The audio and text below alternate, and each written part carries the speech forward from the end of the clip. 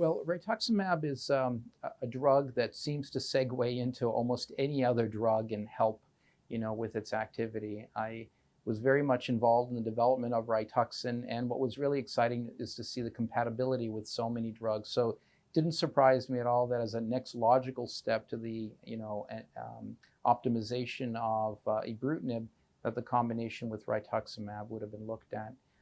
It's also important to recognize that in the community, the standard appears to be Rituxan monotherapy. We know this from the SEER data. We know it also from the study that's been done in Europe by Christian Buski, that in the community setting, rituximab as monotherapy is what most clinicians tend to use. And I think here the opportunity to be able to optimize Rituxan or optimize Ibrutinib, whatever way you want to look at it, the use of the two drugs together seems very appropriate.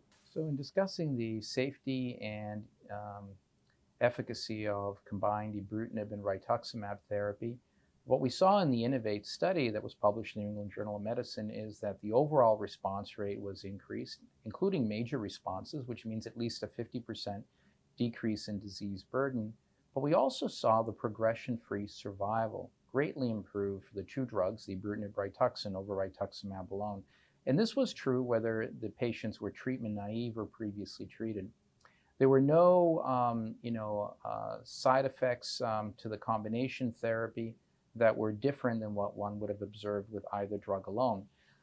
What was interesting and exciting was that the IgM flare, which has really dogged us in treating patients with Waldenstrom's, was actually greatly reduced when the two drugs were used together. And ordinarily, you can see an IgM flare in about half of all patients with Waldenstrom's when you give them rituximab alone.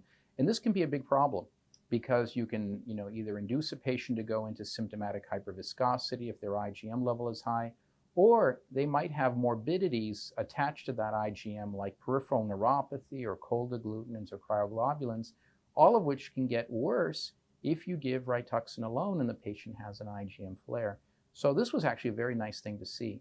And the other thing that was really exciting too was to see that the infusion-related reactions to rituximab also went down when the two drugs were used together. Now you may ask me why, and it's important to keep in mind that a lot of these events are cytokine-driven. Many years ago, we actually presented work at the American Society of Hematology showing, in fact, that interleukin-6 that's actually induced by bystander cells in response to rituximab actually are what drive the IgM production. And this is where a drug like Ibrutinib is very important because it can actually quiesce those pathways that are important for creating these inflammatory cytokines like IL-6.